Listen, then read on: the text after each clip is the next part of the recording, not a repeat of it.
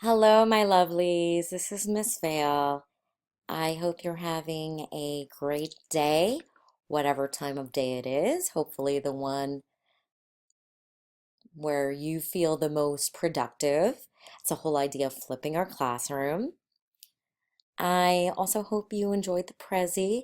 You're able to learn a lot, and it was also entertaining and enjoyable for you. I hope you are able to come up with some great questions for the part one and two of your take home sheet. Some good critical thinking questions there.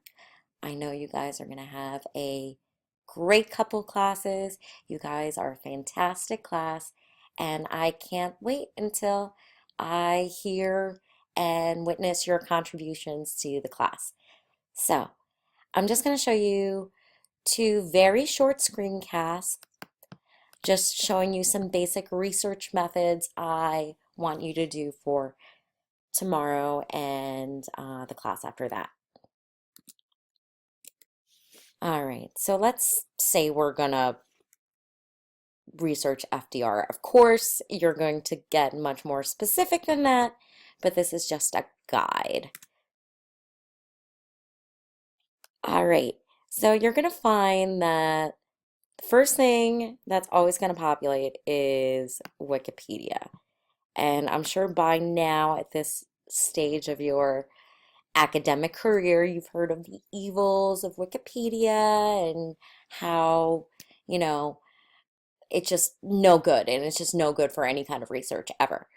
Well, the reason I don't want you to use it for our class is because, and the reason why it's not ex an accepted source most places you go is because it is a wiki. And a wiki, what a wiki is it is a website that gets contributions from everyone, no matter what they're standing, no matter what their background is in. Say, for instance, I wanted to go in and edit something about bioengineering, something I know absolutely nothing about. I could, and I could give thousands of people looking at it in the half second it's up, um, bad information. So we just don't know who's writing it.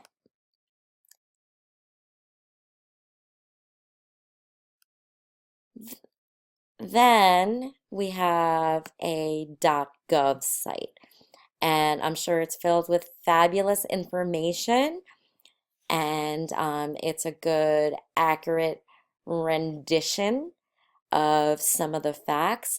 The only thing I want you to be discerning of when it comes to a .gov website, especially in a history class, is that it's most likely going to portray a view that is most favorable to the government. And if you're ever writing a research paper that's criticizing some kind of policy on the government, you're not going to get a lot of information on that from a .gov site. So you could use it, just have that in the back of your mind. Then we have .coms, which, there is an everything.com. However, this is biography.com.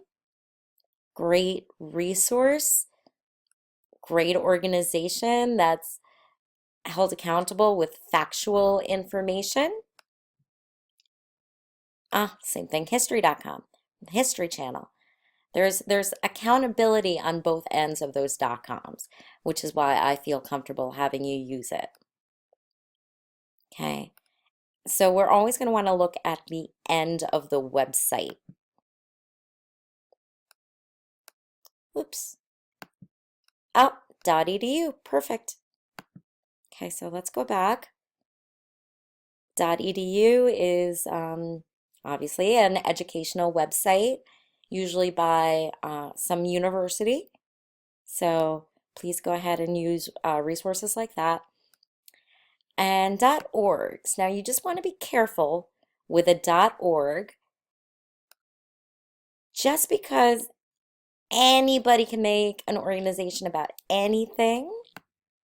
So if you're going to use a .org,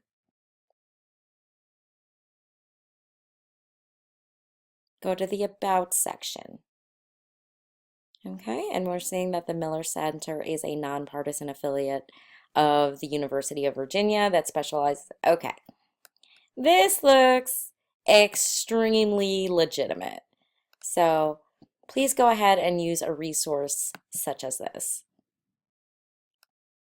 All right, so we got our bases covered. PBS is always a fantastic one. Same PBS everybody grew up with.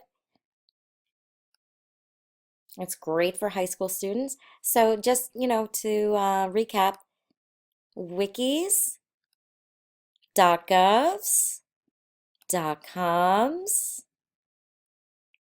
as long as you know what .com it is, .edu, and .org. So as long as you know what the organization is about, you may certainly go ahead and use it. And please join me whenever you can, but just before our next class for part 2 of this narration.